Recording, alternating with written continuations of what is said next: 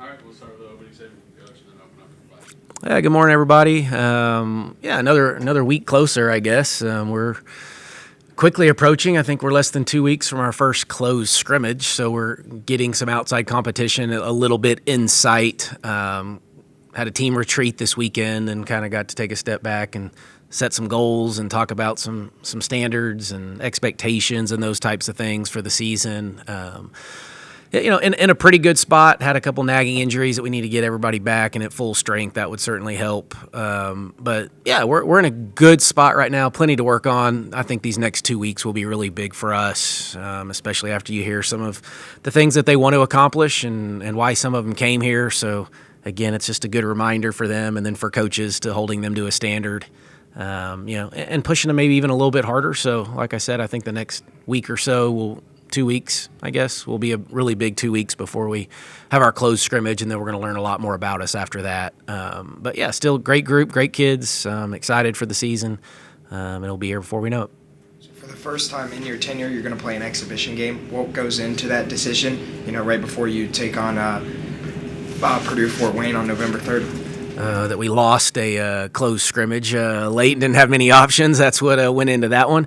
Really not much more than that, to be honest. I've preferred to play scrimmages because I think you may get a little bit more out of those than exhibitions. But either way, that's okay. There's value to exhibitions and putting on the uniform and playing in front of your crowd and in your home venue. So we'll get plenty out of that one as well, and get to play Fairmont down the road. So that's good for both programs. And so we'll be excited for that. I know you can't talk a lot about it, but what goes into picking an opponent for a close scrimmage? What do you look to get out of it? And I guess last year's didn't go the way you wanted it to, I guess, in terms of cooperation. What are all the things you look into that? Yeah, I mean, ideally you want to get as much out of it. I would love to play the best competition in those and get punched and challenged and show our kids where we need to get to. But the value is you can play more than 4 quarters. You can work on situations. You can do a lot of different things. Last year we had one. We used to get to play very long, and we ended up playing our practice guys in the middle of it just to get something out of it. We want great competition. Who that is, we don't really care, honestly. It just ends up being a scheduling thing. Some of them you'll play like home and home. Other times you want to go on the road to play some to go through that process, meet on a neutral floor at times just to get different setups. In the ideal world, I would play one of each probably, like one at home, one on the road, or neutral just to take your team again out of their environment to see how they respond. Do you talk ahead to the coach, say, okay, I need to work on inbounds, I need to work on this, and then you kind of exchange information ahead of time? Yeah, you're pretty open. You're a little more open, obviously, when you're playing those. Like, hey, here's what we're going to run. Here's what we have in. Again, depending on the timing. If it's early, like October, this time of year, you don't have as much in, so you might need them to dial back in just a few certain areas. But each team wants to get better at what they do, also. So, you're still going to do what you do, but you do communicate with the coaches ahead of time and kind of talk it through, which obviously you wouldn't normally do.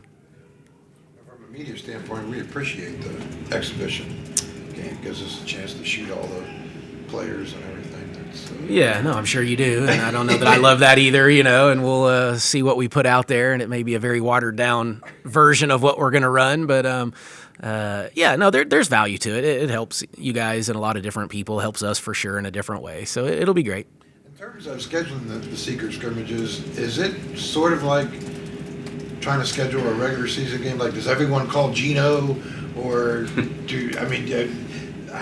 is it difficult scheduling in terms of finding someone, or not usually? And typically those are a little more regional. Like we're not getting on planes normally to go play scrimmages. Those are more bus trips. So you're talking normally some more of the regional, type teams that you don't play in the regular season or haven't played, or scheduling hasn't worked out to play. Maybe some that you would like to play, but just it hasn't worked out. So, but usually, those are bus trips to meet somewhere neutral or go on the road and play. Yeah, we're not usually getting on planes for those. Typically, you have a relationship with the coach when you pick them? No, not necessarily. Okay. Yeah, no, sometimes it's style. Sometimes it's, we're going to play somebody in the Big 12 that plays a certain way, and so we want to have a few days to prepare in October for something we may see later. So it's something we can pull back on later.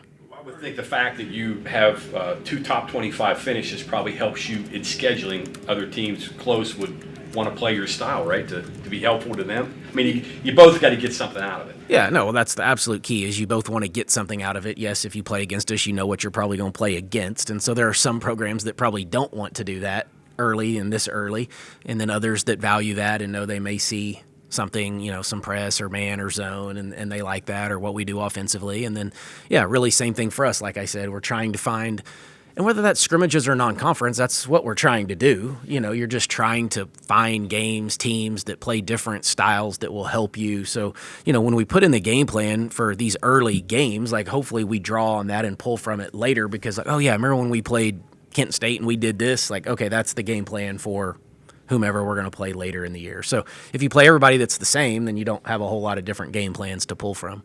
Are you to the point in the preseason now where you start adjusting, tweaking something you might do that they're like, hey, this isn't working great, that may not be us, or we want to try this because it looks like we might be better at something else? Yeah, no, we just met for about an hour and had a lot of those conversations on, it's still probably too early to make any major adjustments, but yes, I think in the back of my mind and what I'm asking my staff to continue to think about is what if this doesn't work how we've, either done it in the past or what the expectation was. We need to have a backup plan. So I think we have a lot of contingency plans right now.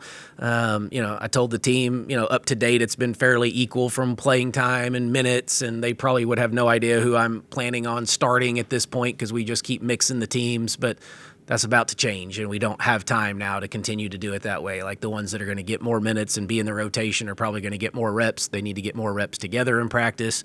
And so that's going to change. But what that looks like will dictate some of the things that you just asked as well. So how much do we need to change will be based on what it looks like once we get the full group, more minutes. Sorry, talk about the value of these like secret scrimmages, the preseason scrimmages and things like that.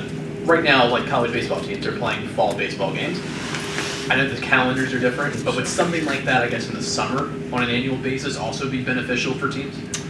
Oh, yes and no. Our season is so long already as it is, and if you start doing it in our sport in particular, you need to be in elite shape. You would worry about injuries, those types of things if you're not. So, no, I don't think we probably need it all the way through the summer. They need probably a little bit time off. If we could play maybe one more in the fall, that would probably be pretty nice. But again, you need to ramp up to get to that point, and especially the way we play, like it just takes a little bit of time to get there. You've talked in the past about players having bank accounts. I know Jordan would be one of those players that has an account. Who are some of the other players that have built up some credit, I guess, for playing time? Yeah, I just talked about the bank account the other day a little bit. Any returner has their bank account is higher just because we've been through it together. And so, that's what we've talked about with our group as well, is like some of these returners, I've been in the fire. I know how they respond when adversity hits. I know what that looks like. Some of it's good, some of it's maybe not so good. Returner, or for the new kids, we're trying to go through that. They all really like each other off the court. Like they truly get along, but we don't know what's going to happen when we get punched a little bit in the face, and then what is that going to look like collectively? And so we're working through that. So everybody's bank account, it grows every day, every time you're on time, every time you do the right thing, you get to your treatments, you're making good grades, you're busting your butt in practice, your bank account grows. And then if you're not doing those things, then your bank account, obviously we're taking some withdrawals out of that thing. So it's a fluctuating system. But yeah, Jordan, obviously, because we've been together the longest, that bank account's significant. But Shaw produced that for us here in double figures and did a lot of really, really good things. So bank account grows. Jordan Thomas' bank account has grown from where she was a year ago, of course. But plenty to do for all of them and plenty of standards to hold these guys to. So we'll keep trying to grow it. What about these portal kids? Does their bank account from other places factor in? Do you look at what they did in the Big 12 or whatever conference they were playing in? Does that factor? Yes. They wouldn't come in with zero, maybe, like a certain freshman or somebody like that that's really low. So, yeah, if you've produced at this level, or even collegiately at any level, then your bank account has grown a little bit. But I still need to see it, and so it can't be as high as others, but they could probably make it up pretty quick, I guess. Coach, first few years, obviously, you guys get to the NCAAs, get to the second round both times. You have a Mount Rushmore type player graduate. So going into year 3, what kind of statement would it make if there's no drop-off? in us? Or I don't know. I don't know if that there really would. I mean, I think we're trying to be a sustained success type of program. Players come and go all the time out of programs. Over my 21 years, I've always lost best players, leading scorers, leading rebounders, and you find ways to, replace them. Obviously won't be easy, and we had a really good group a year ago, and obviously a really, really good talent and special talent in JJ. So we're just going to do it differently. The big picture will look the same, but obviously inside it's going to look a little different, and we'll have to be a little more creative. And, where I think it changes a little bit is when you got to the fourth quarter, we knew we had a dynamic scorer who could go get baskets when you needed them, and JJ could kind of single-handedly at times kind of get you over that hump, and that obviously we don't have that, and we've had that luxury here the last couple of years, and at this level that's a great luxury to have. And so that's going to change, and we're going to continue to work on that and figure out who that is for this season. Have you talked to JJ after her surgery this past weekend? We did, yeah. We've checked in with JJ and the family, and I think surgery was a success, and she's recovering and managing the pain, and I think they expect a full recovery, and she should be fine here sooner rather than later. Change, a little bit of the change in the way your offense may look with a little bit more post play.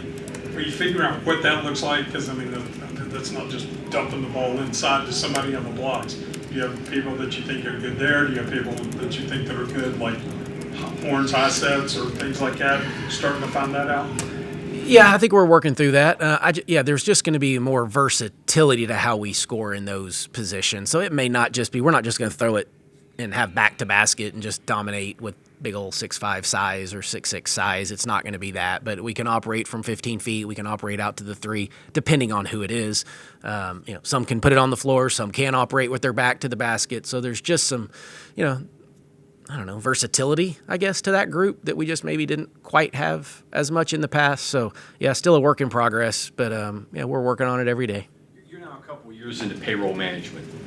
Where are you at with that? What are you learning from that? And has your thoughts changed from when it started to where you're at right now? Yeah, I think those thoughts change daily, weekly, as we get new information and learn new things. This has been a new world of recruiting with payroll, GM, whatever terms, that we want to use. And so, just trying to navigate this from still being relational and not just the straight transformational and transactional and all the terms that we're using, now is just, what is it and what do we have and where do we fall in line with this? And, we have one committed kid in the 26 class. And so we're still trying to work with that, but then you got to save for the portal a little bit because I think staying old is still significant. So it's a daily conversation. Well, how much of that is occupying your block of time now? I mean, obviously what's on the court is the most important thing, but that's got to be drawing from your time doing that, right?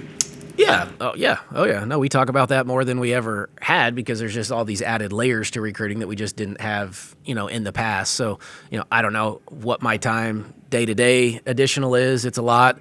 Now, we're getting into a little bit more of the basketball now, but for months, like my September was very much about, visits and recruiting and portal, or not portals, but NIL and those types of things, so it ebbs and flows a little bit. As we get into October and into the season, it will go a little bit down. And then of course you can imagine portal time, it'll dominate it 90% of the time once we get to that. So yeah, ebbs and flows, but as we all know, recruiting never stops. So that's not something that you just turn on and you turn off, but it increases at times and decreases at others. Is there any kind of role yet for Maddie, or is she still very much a freshman working her way through things? Yeah, both. Yeah, no, she's a freshman, and she has those moments, which she's going to have, and that's not a knock on Maddie. That's an expectation for most freshmen, and she has good moments too, though, and so I've used the peaks and valleys, and then at some point you want it to flatline and then just kind of stay up there. And so, yeah, she's making progress, taking steps. She's on an island because we only have one a little bit, so that, she's having to kind of go through it on her own, and, she's hard on herself, but that can be a good thing as well, and she wants to perform and play well. So still excited for her. She's doing a really, really good job, and getting lots of reps right now because we've got a couple kids that haven't practiced, so she's getting a ton of reps and a ton of opportunity. Any similarities with her situation with Jordan Thomas last year? Because different positions, obviously, but Yeah, I mean, be different professional. positions, different players, Yeah. but same. Yeah, like there's going to be some opportunity in front of them. Can they take advantage of it? You know, like Jordan did. Does Maddie do that? But yeah, she legit is getting a ton of reps right now, which is a great thing for her to get to work through it as early as she has in her career. It said a couple weeks ago it was going to be kind of an adjustment with only 11 to work with. It sounds like maybe you've had a little less than that for some. So how challenging has that been, and what are some of the ways you kind of tried to work around that over this last year? Not, I mean, because we have the male practice team, it's not quite as challenging, you know. But yeah, if you get under 10, now you can't play 5-on-5 against each other, so you do have to play against, you know, the male practice team. But that's okay. We have a great group of guys that practice against us, and we scrimmaged against them the other day. You know, so yeah, like no, it's not that much of an adjustment, to be honest. You know, but I would like to get all 11 on the floor to give me a few more options. Over the next couple weeks, you know, various preseason polls or rankings stuff are going to come out. But we're seeing, like especially in college football this year, where the preseason polls were just way off base. Do preseason polls, do they matter anymore? Do they have any validity anymore? Well, yeah, I mean, I don't know if they ever matter, have validity. Every coach is going to use it to, you know, in whatever way we want. We'll twist it.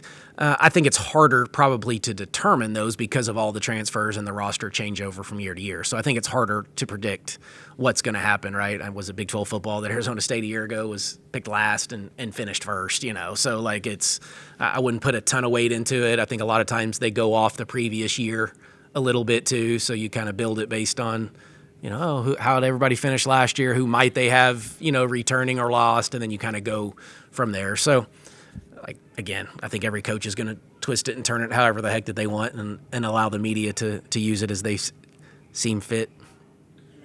You used the term nagging. Any concern those can stretch to the season, or you think it's just a matter of rust and getting Yeah, no, we don't have any expectation that they will linger into the season, and they should be kind of day-to-day type, maybe a week, but not any longer than that.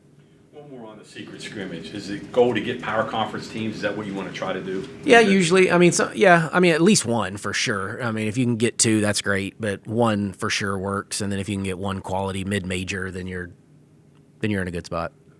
Is there anything you can report on potential roster adds? No, not at this time. Jordan Thomas, year 2, expectations, role increase, her game improvement. What do you see? Yeah, needs to, has to, better. You know, I told her and say this all the time. The summer after you play significant minutes is the biggest summer that you have. So, yeah, she looks better, moves a little bit better. I think is in a good mindset right now. Role does need to expand. She's been through it. She understands it now. So yeah, excited to see the year that she has. She, I mean, is definitely going to be our best back-to-basket paint dominant player. So excited to kind of see her operate in there. Any more comfort on Kaya's replacement, or is that still a question? Yes, I mean that's still a work in progress. I mean, lots of people. We may have one that has a stranglehold on it, but not completely ready to go there yet. So still waiting on some others, you know, and we can do it different ways. We have a lot of options there. That's the good news. It's just which way do we want to go? Do we want to go a little more post-like and, you know, better rebounder, bigger body, maybe not quite as explosive, of course, as Kaya, which nobody is, you know, or do we want more Kaya-like, which was basically a guard playing that spot, and we have a couple options if we want to go that way. So game to game, I don't know, may dictate that. Maybe over the next couple weeks, somebody may completely put the stranglehold on it and just own it. But that's what we're looking for. That's what I'm looking for over the next few weeks is who's gonna take some of this and who's ready to compete at the level that we think it takes. And I don't think we're quite there yet. And so that's why I say I think this week and next week, like we got some steps that we would like to see some of these kids take to just kind of own these positions. So 2 or 3 players for one? Yeah, I mean, for one starting spot. But, yeah, we can, again, 2 or 3 could potentially man that position just depending on foul trouble or how we want to play. One more on Jordan Thomas. As she increases her skill levels and she kind of changes the way you play from the 5 position, whereas, you know, Kylie was a perimeter, launched the threes, and I don't think Jordan's really that kind of player. So does it give you different looks, different options than what you had from the fives? Yeah, I mean, it the does, first few but years? I mean- we would play, when Jordan came in the game a year ago, we might change the way we played just a little bit because of that. So, we really don't try to change the way we play based on the skill set of our players. Like, I don't change the offense. We now change tweaks within it, but we don't just completely go away from something because a year ago it was Kylie or JT comes in. But, if you're setting a ball screen, Kylie wanted to pick and pop. JT wanted to pick and roll, and so you're just throwing in little nuances within what you run to allow players to play to their strength. And so it's just built that way that allows JT to play to her strength. Thanks, Coach.